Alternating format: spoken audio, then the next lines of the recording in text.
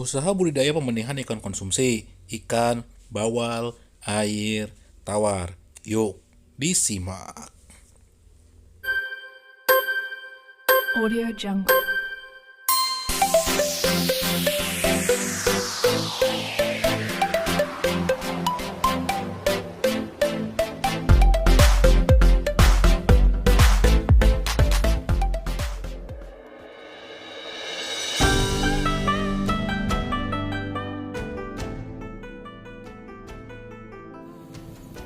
Assalamualaikum warahmatullahi wabarakatuh. Pembelajaran hari ini kita melanjutkan part 2 kemarin, sekarang part 3, yaitu usaha budidaya pembenihan ikan konsumsi, ikan bawal atau budidaya pembenihan ikan bawal untuk air tawar. Air tawar ya, jangan air laut. Kalau air laut ini susah, soalnya harus nyedot dari laut. Oke, yuk kita lanjut. Yang pertama kita akan bahas adalah ikan bawal. Pasti udah gak asing kan ikan bawal. Di rumah makan banyak tuh, fotonya juga ada tuh ikan bawal. Terus juga biasanya di Pasarau juga banyak ikan bawal tuh, gede-gede kan. Di pemancingan juga sering ikan bawal ini kita temuin, jadi inceran. Di pemancingan tuh biasanya kalau mancing ikan bawal pakai ikan mas, atau pakai daging dari ayam, daging kerbau, biar cepat nyantok. Karena ikan bawal ini salah satu ikan omnivora ya, pemakan segalanya, apa aja dimakan. Dia juga memiliki gigi. Bagi masyarakat terutama yang tinggal di pesisir pantai, ikan bawal bukanlah ikan yang aneh. Ya, karena di pesisir pantai ikan bawal laut ya. Ikan ditangkap di laut, banyak dijual di pasar atau swalayan. Ikan bawal tergolong ikan yang memiliki daging yang rasanya enak dan gizinya tergolong tinggi. Tak heran jika ikan bawal digemari banyak orang. Namun karena harganya cukup mahal dan tidak semua orang mampu membelinya, akhir-akhir ini muncul ikan yang bernama sama, akan tetapi lingkungan hidupnya berbeda. Jenis ikan ini hidup di air tawar, bukan di air laut. Karena tubuhnya mirip ikan bawal dan lingkungan hidup di air tawar, maka disebut ikan bawal air tawar. Tuh sejarahnya ya. Jadi dia masih saudaraan tuh, cuma beda tempat tinggal aja tuh ya. Rasa dagingnya tidak kalah dengan bawal laut dan harganya mudah dijangkau oleh seluruh lapisan masyarakat. Ikan bawal air tawar sedikit memiliki sejarah di Indonesia. Sebagian ikan yang ada di Indonesia dijadikan sebagai ikan hias atau sebagian ikan konsumsi. Namun ikan bawal air tawar berfungsi kedua-duanya. Ikan bawal air tawar yang masih kecil dijadikan sebagai ikan hias, sedangkan yang sudah dewasa dijadikan ikan konsumsi. Oke. Yang selanjutnya, bawal air tawar dijadikan ikan hias karena bentuk tubuhnya yang unik, pipih seperti ikan diskus. Bisa dilihat di foto ya tuh, bagus warnanya tuh. Selain warnanya, gerakannya mempesona, sifat bergelombol jika dipelihara dalam jumlah banyak. Ikan bawal air tawar memiliki pertumbuhan yang cepat, serta cara memeliharanya tidaklah rumit. Ikan ini dapat dipelihara di dalam kolam dengan kelangsungan hidup yang tinggi. Bawal yang dipelihara di dalam kolam, tingkat kelangsungan hidupnya mencapai 90%, sehingga usaha pembesaran ikan bawal merupakan salah satu usaha pembenihan yang cocok untuk dikembangkan. Nah, di sini kan terlihat tuh tingkat keberlangsungan hidupnya sampai 90%. Jadi kalau untuk dibudidayakan ini sangat baik ya ikan bawal ini, karena moralitasnya sangat rendah, yaitu hanya 10% saja. Yang selanjutnya, morfologinya. Morfologi dari ikan bawal. Ikan bawal yang tersebar dan berkembang serta dikenal oleh masyarakat Indonesia termasuk jenis spesies Colosoma spp, yaitu Colosoma morphognum dan Colosoma braphignum. Kedua jenis ikan bawal mirip atau identik dengan jenis spesies ikan bawal yang disebut cacama Colosoma oculus yang berkembang hidup di Amerika dan Venezuela. Pendapat ini dikemukakan oleh Ostegard tahun 2009. Ikan ini merupakan salah satu komoditas perikanan bernilai ekonomis cukup tinggi dan berasal dari Brazil. Pada mulanya, ikan bawal diperdagangkan sebagai ikan hias. Namun karena pertumbuhan yang cepat, nafsu makan yang tinggi, serta termasuk pemakan segalanya atau omnivora dan ketahanan hidup yang tinggi terhadap kondisi iklim yang kurang baik dan rasa yang sangat enak, hampir menyerupai ikan gurame, dapat mencapai ukuran besar, maka masyarakat menjadikan ikan tersebut sebagai ikan konsumsi.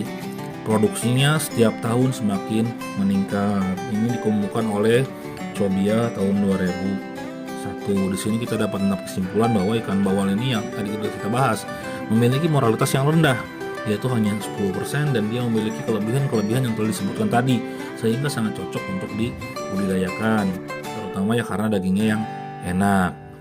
Oke. Klasifikasi ikan bawal air tawar. Colosoma marprognum menurut Saanin 1968 adalah sebagai berikut. Filum Chordata, kelas Pisces, ordo Cimmipromus, famili Charadies, genus Colosoma, spesies Colosoma marcropomum. Oke. Selanjutnya morfologi ikan tawar dari arah samping, memiliki tubuh bulat atau oval dengan perbandingan panjang dan tingginya 2:1. Ikan bawal air tawar memiliki bentuk tubuh yang pipih dengan perbandingan tubuh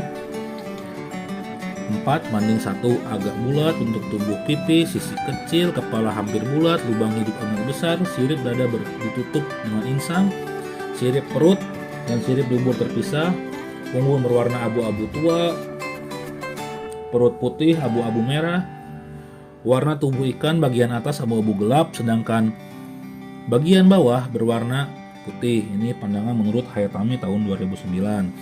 Harga ikan ini dalam ukuran konsumsi berkisar 12.000 sampai 15.000 per kilogramnya, atau sekarang mungkin sekitar 20 sampai 30 ribuan lah. Ikan bawal air tawar merupakan salah satu jenis ikan tawar tropis yang memiliki pilorik sesa bezara. Sama seperti ikan bawal yang lain, ikan bawal pun butuh lingkungan yang baik sesuai dengan habitatnya. Nah, ini kita akan bahas lingkungan hidup dari ikan bawal. Yang pertama, A. Ketinggian tempat. Ketinggian tempat merupakan letak suatu tempat yang diukur dari permukaan laut sebagai titik nol. Ketinggian tempat yang berkaitan dengan suhu, karena semakin tinggi suatu tempat maka suhu semakin rendah. Suhu sangat berpengaruh pada metabolisme. Semakin tinggi suhu dapat mempengaruhi tingkat metabolisme. Dari hasil pengamatan ketinggian, ikan bawal dapat hidup dengan baik pada ketinggian 100 sampai 800 meter di atas permukaan laut dengan suhu 25 sampai 30 derajat Celcius. Selanjutnya adalah jenis tanah yang cocok untuk budidaya ikan bawal ini. Jenis tanah yang perlu kamu ketahui agar memenuhi persyaratan dan subur adalah kolam yang subur akan tumbuh pakan alami yang dapat dimanfaatkan oleh ikan bawal air tawar. Tanah jenis yang sangat cocok untuk ikan bawal ini adalah tanah liat. Itu sangat cocok untuk budidaya ikan bawal ini karena mudah dibuat kolam dengan pematang yang kokoh dan kondisinya yang subur, serta cara mudah mengetahui kondisi tanah dengan menggenggam tanah liat, dicirikan dengan mudah dibentuk, tidak mudah pecah dan tidak melekat di tangan. Oke. Air. Nah, selain tanah liat tadi, kita juga harus memperhatikan kondisi air dari budidaya ini ya. Yang pertama, air dengan kondisi baik dapat memberikan hasil yang memuaskan. Ada 3 hal yang perlu diperhatikan. Yang pertama, sumber air. Air untuk kolam budidaya dapat berasal dari air sungai, irigasi, air sumur, dan sumber air lainnya. Yang kedua, ada kuantitas atau debit air. Debit air diukur dengan air yang disebut current meter. Setiap kolam pemeliharaan ikan bawal memiliki debit air yang berbeda-beda. Yang selanjutnya adalah terakhir, kualitas air. Kualitas air lah yang menjadi penunjang dalam budidaya ikan bawal air tawar. Bila kualitasnya kurang baik, dapat menyebabkan ikan melemah dan terserang penyakit. Parameter kualitas ikan bawal air tawar. Yang selanjutnya adalah makanan. Makanan untuk ikan bawal ya. Bawal air tawar termasuk ke dalam kelompok ikan pemakan segalanya atau omnivora. Tetapi ada juga yang menyebutkan bahwa ikan ini cenderung menjadi karnivora, pemakan daging. Ya, kalau mancing juga biasanya lebih senang makan daging ayam tuh. Kalau umpannya daging ayam biasanya di pemancingan si bawal ini rajin gigitnya. Hal ini karena kan bentuk gigi yang tajam. Ketika masih kecil, ikan ini menyukai makanan sejenis plankton serta tumbuhan air atau dedaunan. Namun setelah dewasa, selain pakan jenis tadi, plankton dan daunan, ikan ini memangsa hewan seperti ikan kecil, udang kecil, serangga air, dan apabila dibudidayakan di kolam, bawal air tawar dapat diberi pakan alami, pakan tambahan berupa pelet atau cacing dan lain-lain ya.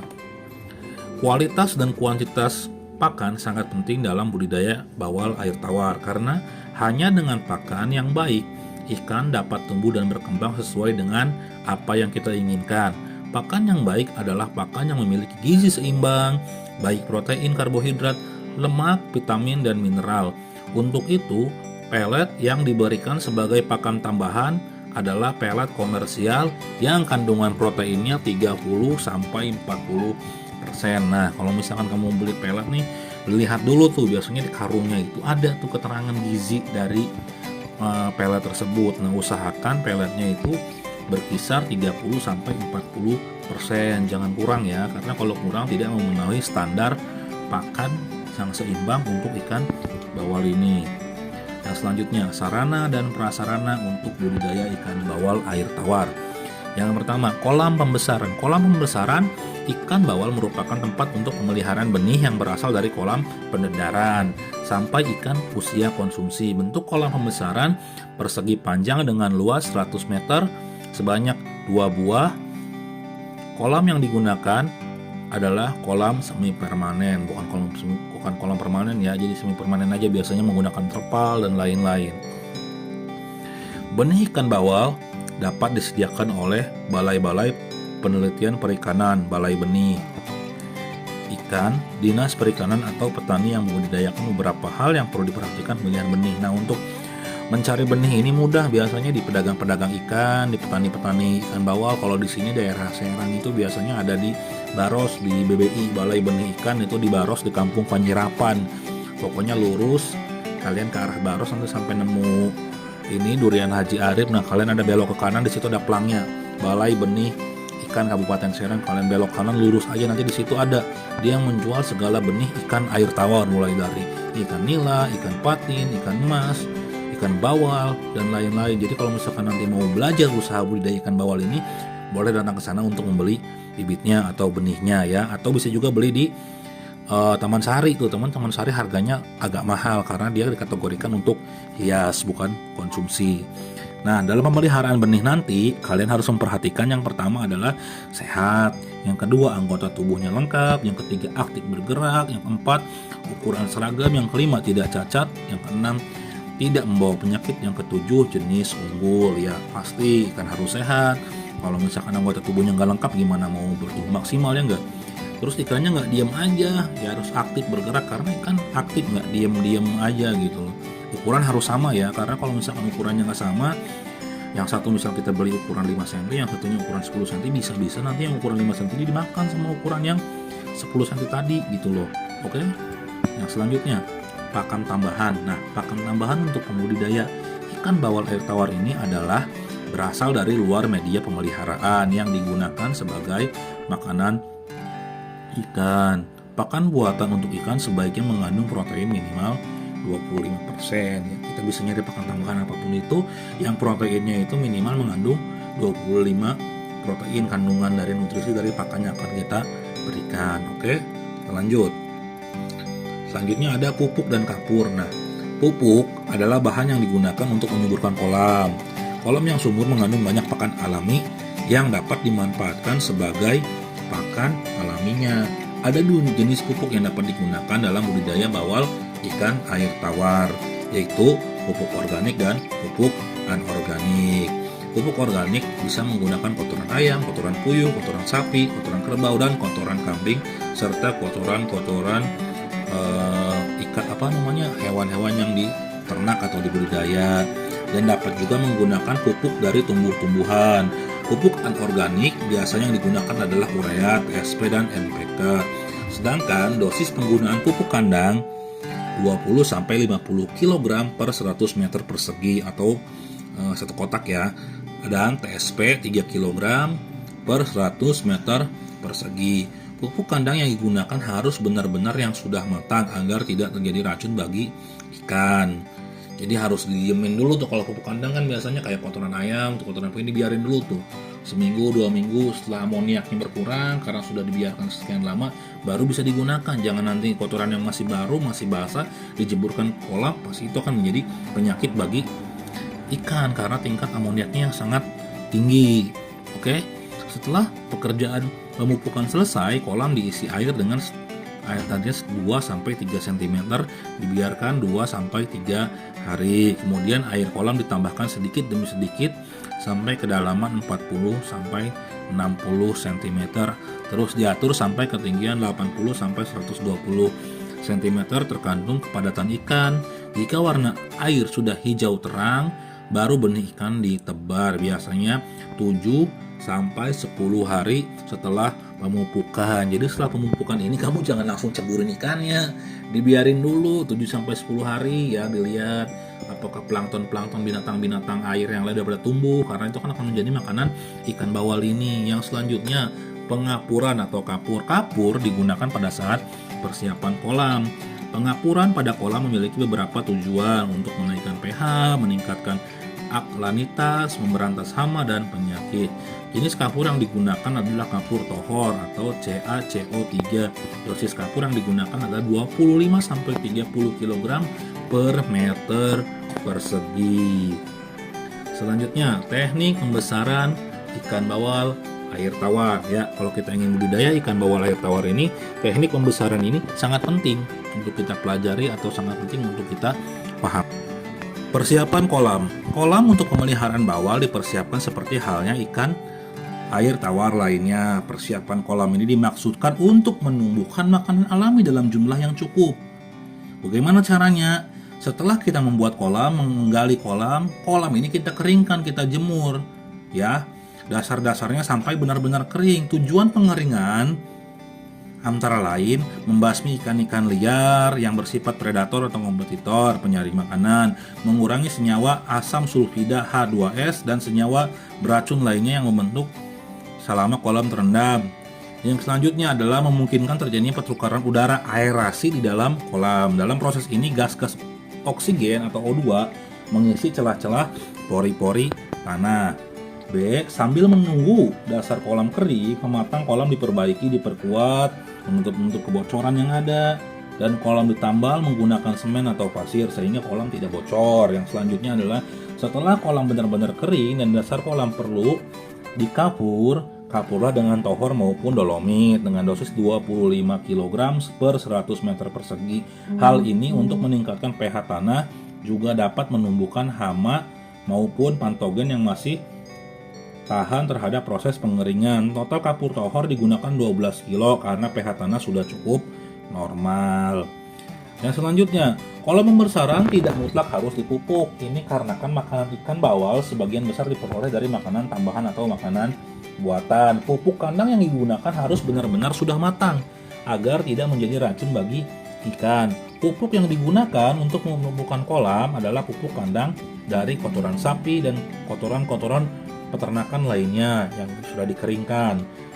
Karena ada 2 kolam yang digunakan dalam pembesaran, masing-masing kolam 100 meter persegi, maka jumlah keseluruhan yang digunakan adalah 6 karung, masing-masing kolam 3 karung.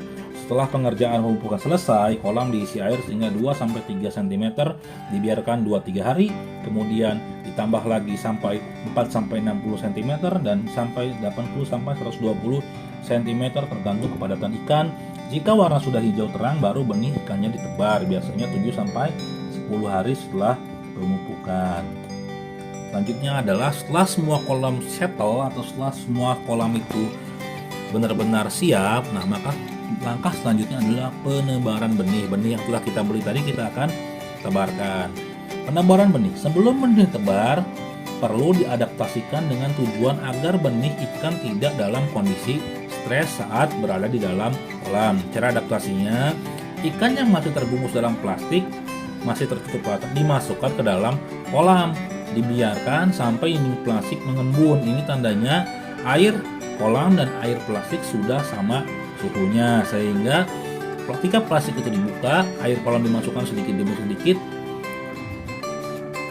sampai benih ikan terlihat kondisi baik. Jadi jangan langsung dibuka ya, langsung jangan digabrusin. Jadi ketika kamu beli benih, benihnya simpan dulu di kolam sama plastik-plastik yang kamu bawa tadi, dibiarin dulu sampai plastiknya mengembun. Jangan asal gabrusin semuanya aja, bisa-bisa ikannya nanti stres.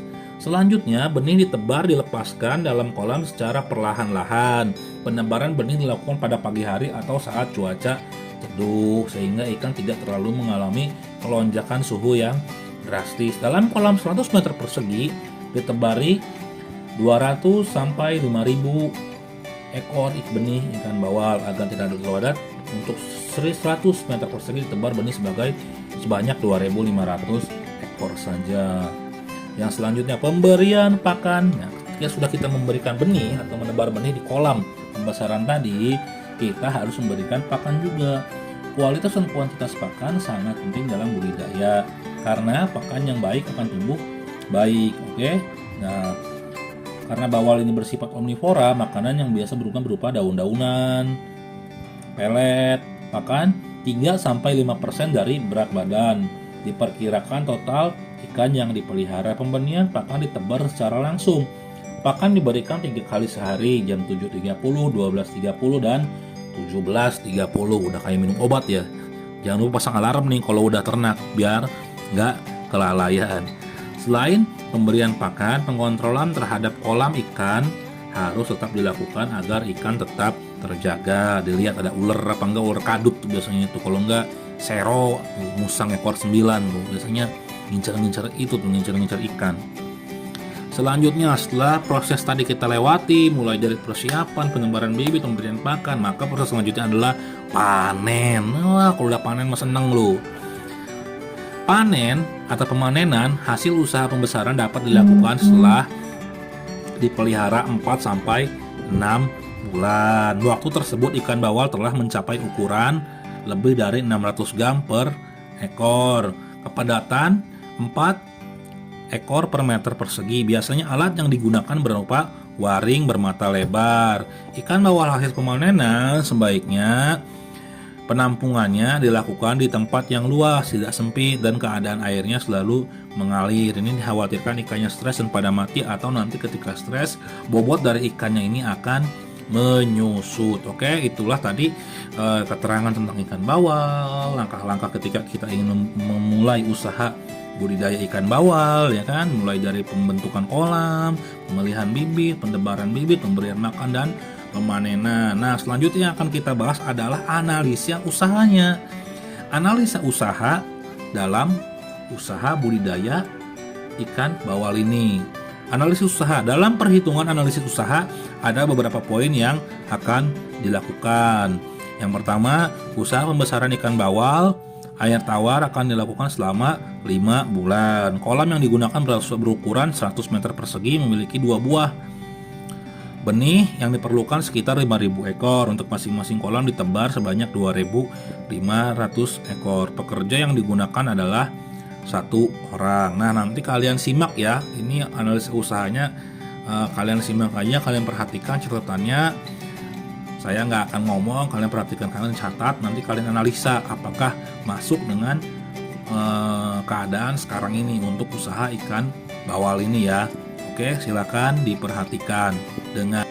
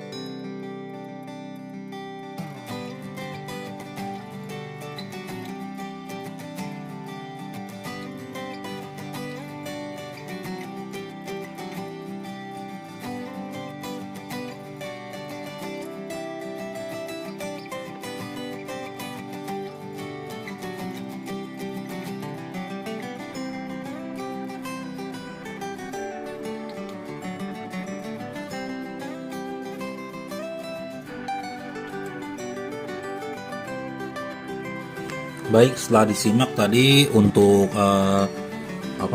biaya dan hitung-hitungan usaha tadi, maka kesimpulannya kita akan bahas adalah dari data di atas dapat disimpulkan bahwa pemeliharaan ikan bawal pada kolam semi permanen, kolam semen dengan dasar pasir atau kolam terpal dengan dasar tanah dengan masa pemeliharaan 5 bulan pada kolam seluas 100 meter persegi sebanyak 2 buah, jumlah benih yang ditebar 5.000 ekor mampu menghasilkan keuntungan sebesar 7.056.000.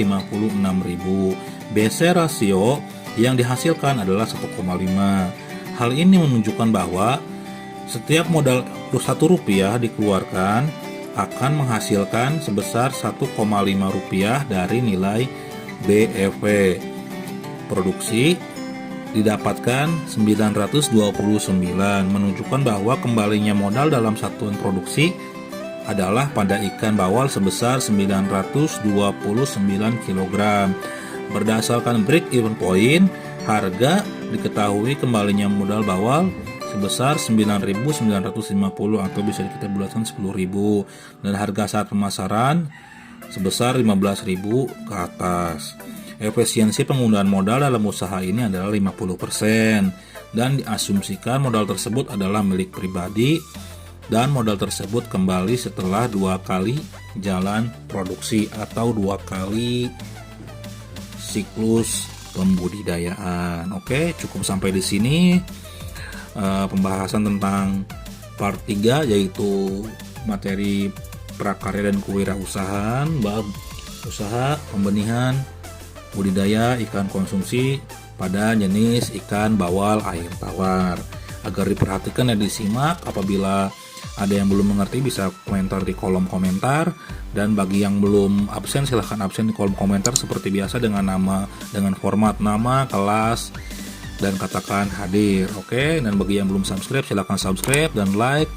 Dan bagi ada teman yang masih membutuhkan materi ini di kelas lain silahkan di share karena mungkin dia belum lihat, atau mungkin kelas IPS bisa jadi share karena mungkin pembahasannya akan berbeda.